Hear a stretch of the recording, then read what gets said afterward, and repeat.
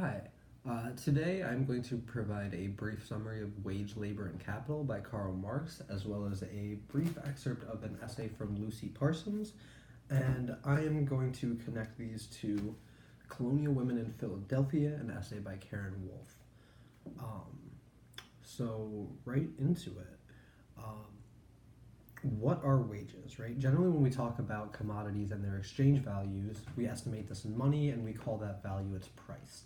But when we talk about humans and our ability to work and the way in which we sacrifice our ownership to what we produce in exchange for money, we call this wages.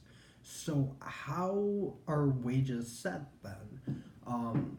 Marx analyzed that wages are a relation of the cost it takes to survive as well as the cost it takes to produce more workers, which is a really compassionate way to say raise children.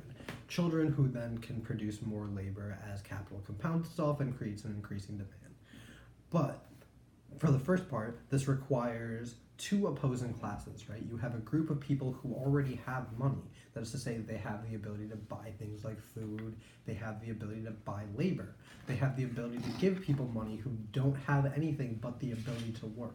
And in doing so, the laborer produces a higher value than they are paid, and this value compounds the capitalist's capital.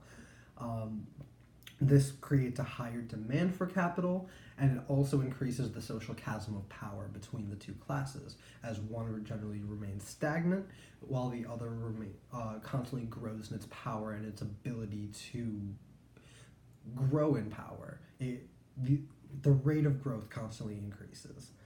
Um, so into Lucy Parsons. Lucy Parsons was an American feminist woman in the 1800s and 1900s who was primarily a labor organizer in Chicago, although as a member of the Industrial Workers of the World, she did travel across the United States in the goal of organizing primarily immigrants, women, and those who were on the economic margins of American society. Her and her comrades, for the most part, did not engage in the early suffragist movement because they believed that social liberation couldn't come through the ballot, but rather that social liberation was a condition in which humans had full autonomy. Humans were free of exploitation. So, while if we look at this sort of idea that capitalists pay workers, right, this is often presented as a voluntary association. But really, Karen Wolf uses this term economic pressure a lot. It's a very nice way of saying threat of death, right?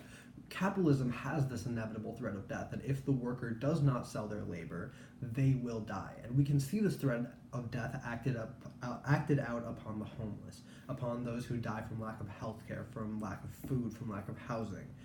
We know that the threat is real, and so the question arises, is this condition voluntary? I think Karen Wolf would argue for the most part it is, and she seems to have a much brighter view on it. But Lucy Parsons, in an essay called The Christmas Story, looks at a sailor, presumably from Africa, who maroons onto a Christian island and is shown about the island and then is asked, well, what do you think of all these things? They show him the sort of wonders of Christian industrialism and of capitalism, and he responds, well, if these are the working people as you say they are, why is it not that they are the owners of this property? Well, you see, it's very difficult for heathen to understand the political economy of Christian civilization. You see, it is like this. We employ these classes and pay them so much of their labor product, which we call wages. And of course, this is a great blessing to them, for if they were not employed by us, they could not obtain the comforts of life that they now enjoy. So, we see the sort of idea that capitalism presents opportunity to workers, but if we look at it through the context of this opportunity comes under the threat of death, then this takes on a whole other meaning.